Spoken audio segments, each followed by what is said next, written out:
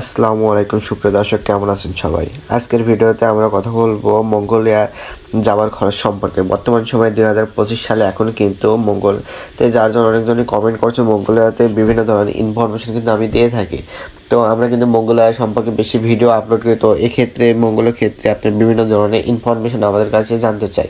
তো আমাদের কাছে সব থেকে বেশি কমেন্ট যে প্রশ্নটা বেশি আসে যে মঙ্গোলিয়াতে যেতে চাই 2025 সালে, এখন যদি বিভিন্ন এজেন্সি কাজ করছে তাদের মাধ্যমে যদি যায় তাতে আমাদের খরচ কেমন লাগতে পারে, যদি এ বিষয়ে কথা বলেন। তো আমরা সে কারণে মঙ্গোলিয়া নিয়ে কথা বলবো। মঙ্গোলিয়া যাওয়ার খরচ সম্পর্কে যারা মঙ্গোলিয়া সম্পর্কে বিস্তারিত জানতে চান অবশ্যই কমেন্ট করবেন, এবং আরও বিস্তারিত কি জানতে চান বা আজকের ভিডিওটি কেমন লাগলো সেই বিষয়ে কমেন্ট করতে পারেন।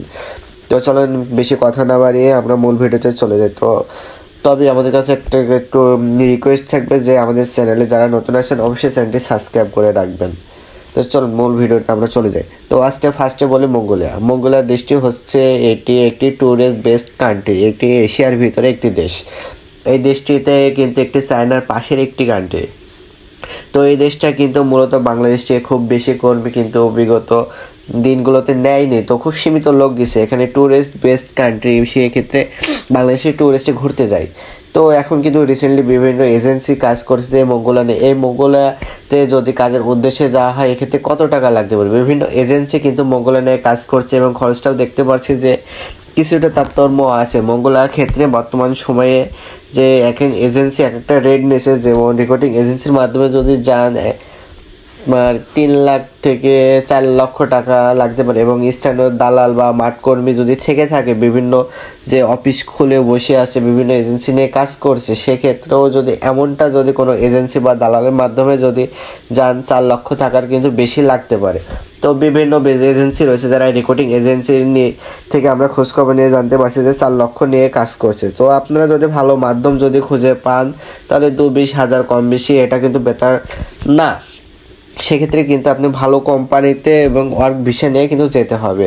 কারণ দেখুন বাংলাদেশ থেকে কিন্তু বিভিন্ন এজেন্সি রয়েছে যারা ট্যুরিস্ট ভিসা দিয়ে কিন্তু মঙ্গোলিয়াতে পাঠায়, সেখানে কিন্তু কাজ দেবে বা ওয়ার্ক পারমিটে কনভার্ট করে দেবে। এই ধরনের প্রতারণা কিন্তু ফাঁদে অনেকজন পড়ে যায়। তো এই প্রতারণার ফাঁদে কিন্তু আপনারা পড়বে না, কারণ ট্যুরিস্ট ভিসা দিয়ে ওখানে কোনো কাজ করা যায় না। অবশ্যই আপনাকে ওয়ার্ক ভিসা দিয়ে কাজ করতে হবে। যারা মঙ্গোলিয়া সম্পর্কে আরও বিশেষ তথ্য জানতে চান এবং আরও বিস্তারিত ও সব কিছুই আমরা যদি জানতে পারি আপনাদেরকে ইনফরমেশন আমরা দিয়ে দেবো।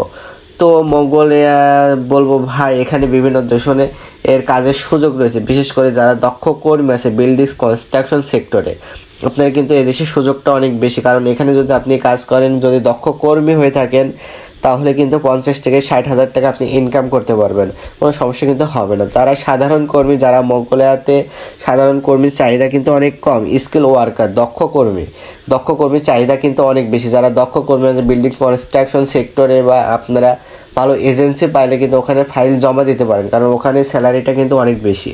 এক কথাতে কম খরচে যদি ভালো ইনকাম করতে চান সেক্ষেত্রে কিন্তু মঙ্গোলিয়াতে অবশ্যই গেলে আপনার জন্য ভালো হবে। তো যাই হোক বন্ধুরা, আশা করছি আপনারা সব কিছু বুঝতে পারছেন। আরও যদি কোনো কিছু মঙ্গোলিয়া সম্পর্কে জানা থাকে অবশ্যই কমেন্ট করে রাখবেন এবং আমাদের চ্যানেলটি সাবস্ক্রাইব করে আমাদের সাথে থাকবেন। এখানে আমার ভিডিওটি শেষ করছি। আল্লাহ হাফেজ।